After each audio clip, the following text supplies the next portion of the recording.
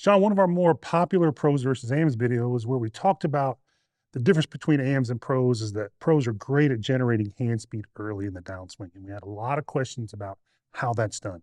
So in this video, we're going to cover the 4 really pretty simple steps and how to create more hand speed as you start down.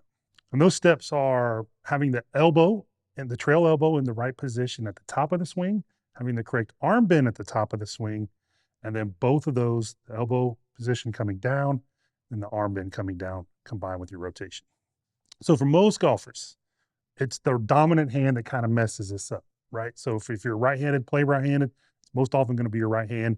You could imagine what the left hand does, but we're primarily going to talk about how the right hand should move in this video. So the first is making sure the right elbow gets in the right position at the top. Yeah, so that's a huge one, right? Yes. That really dictates how that thing's going to start down, how much speed you can put in it.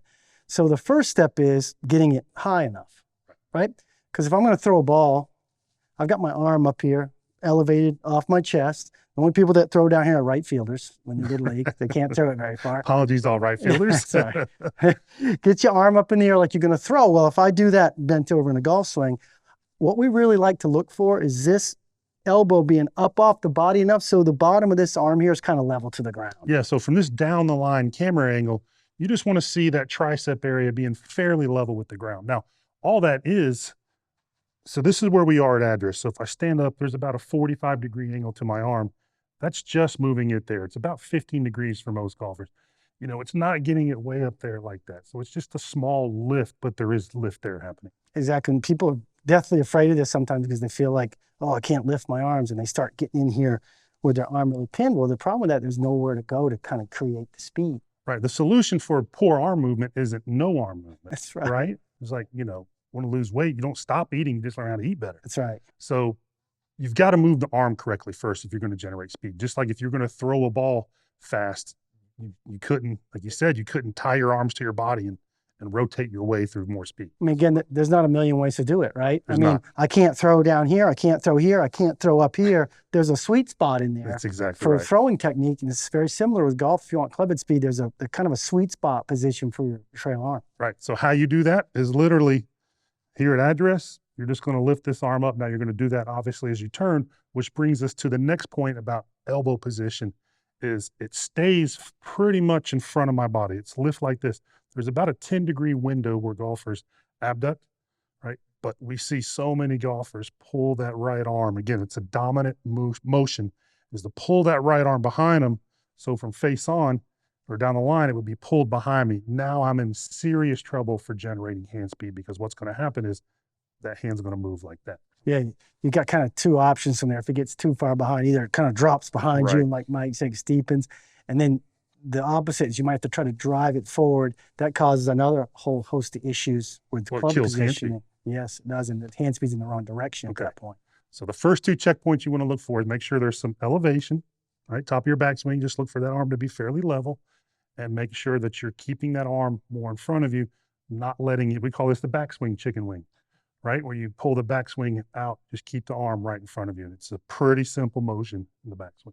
So in conjunction now with getting the elbow in the right spot, we've got to look at below the elbow. So we got to look at the arm bend and make sure that we're not getting way too bent because that's going to undo.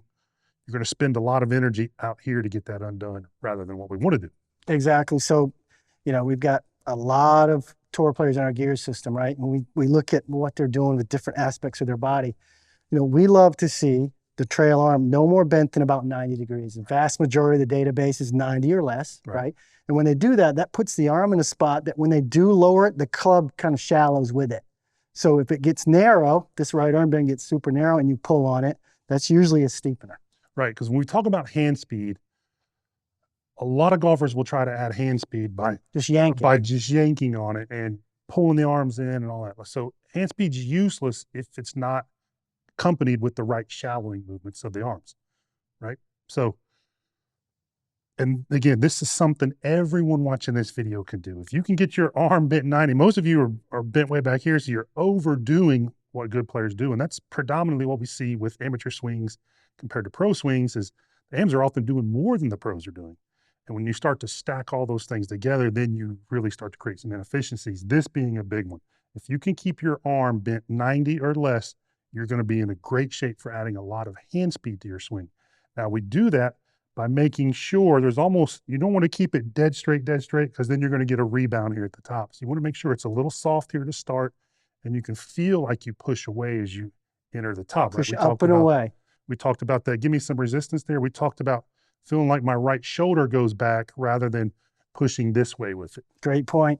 The other part about this is it's important too, you know, when you do get your arm up here, and we'll talk about this in a minute, when you start to lower it, if it's nice and wide and you lower your arm, the club shaft isn't going to go in this direction. Right. And because if you, as we all know, if you do that, no amount of arm speed is going to. All right, we're going to get to that. Help. We're going to get to that. Sorry. All right. Jumped ahead of myself. Let's talk about a drill to tie those first two together. And Okay. It's a simple drill. We love doing it. Okay. So we do this all the time. Yep. So take your address position, Mm-hmm. good grip, good stance. And I'm going to tell you, you know, the thing people do wrong with this drill is they go too fast. So Pretty separate, much every drill. separate these steps and do them correctly. Okay. So set up, 1. Yep. 2, set the club on the shoulder just above the grip, maybe a hand width above the grip.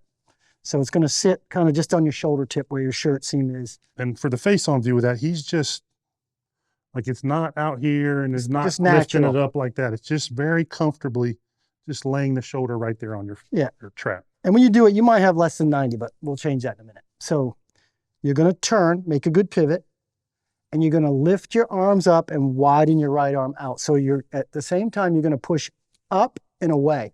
So you're going to get some depth, push the hands up and away so they're deep enough. It's going to be level to the ground, and you want to make sure you're wider than 90. And a good way to check that, make sure I can put my fist in there. If I'm like this, I can't get my fist all the way to the elbow. That's exactly right. So the key's there, and this is where the movement of the golf swing starts to compound the confusion, right?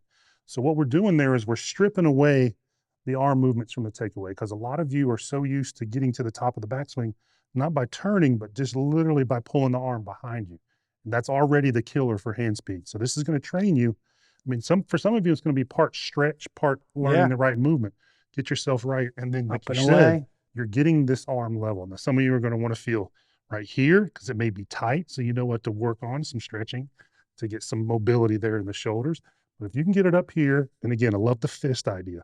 Right there, you're going to be in great shape now to start adding a lot of hand speed in the downswing. All right, so you're set up at the top of the swing. You've got width, you've got depth, you've got everything where it needs to be.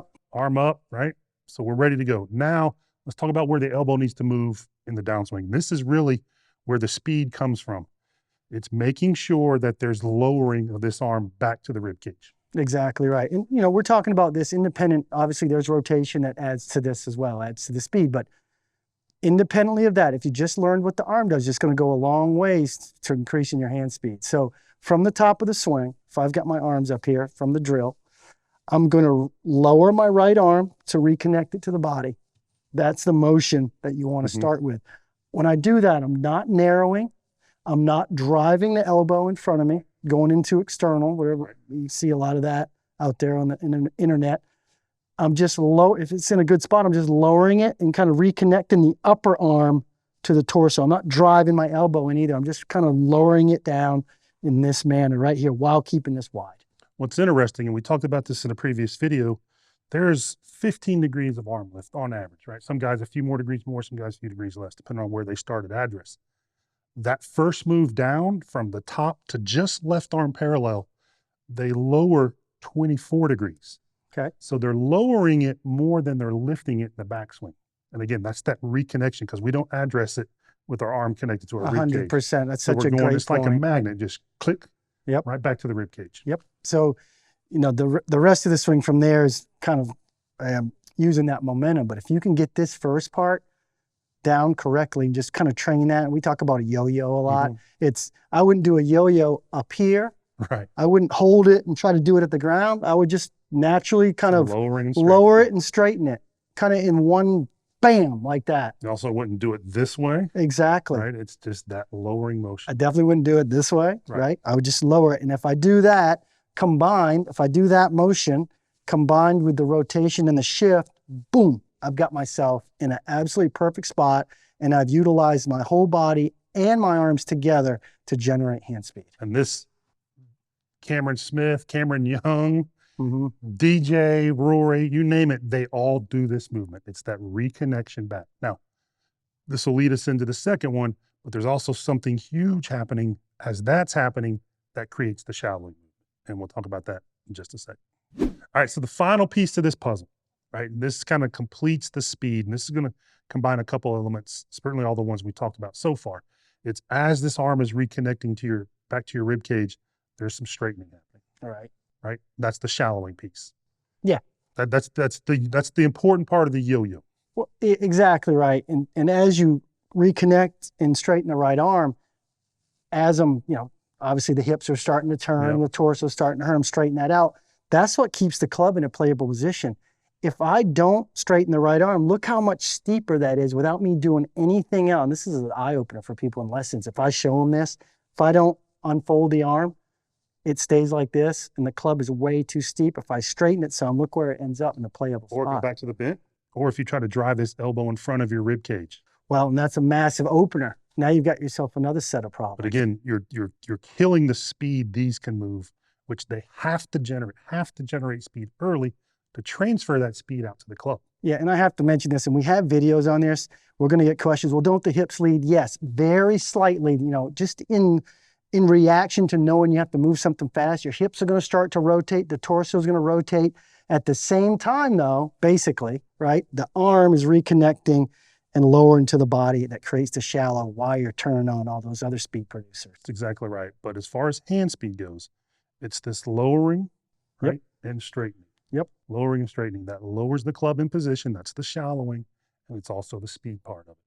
Trying to keep them up, trying to put them forward, trying to do any of those will kill the put speed. the brakes on, kill the speed. Yeah, it's everything combined that creates this golf swing that gets the hands moving. But the real secret, get it up in a good spot so you have somewhere to go with it. And a lot of golfers, when we're doing this in lessons, it's a hard mental hurdle because they associate straightening this arm with casting. God, it's very difficult for people to get beyond that. You don't create lag with elbow bend. You create lag by what the wrists do, not the elbows. Well, and if you can let your right arm straighten as you're doing all this, it'll actually assist in keeping the club head back more. Right. But if I'm holding this elbow angle and I start to rotate like everybody does, that's usually when I cast the worst. Well, casting will come from up here, right? It's just a straight cast of the wrist or straight bending of the arm. But you see where this elbow happens. Yep. Now, if I did all that down here, that's perfect not a spot. cast. No, it's not. Okay, so it's the sequence of when that happens, and it's the fact that it's all happening and not just one piece of that. That's what you got to look out for. So make sure the elbow's in the position at the top. Make sure there's the right amount of bend at the top, 90 or less. And then make sure that elbow's dropping and straightening as you lower the club. Your body's going to turn, and that's kind of the cherry on top for that extra bit of club head speed by way of hand speed. If you found this video helpful and you need more help with your consistency, we want to help you with that.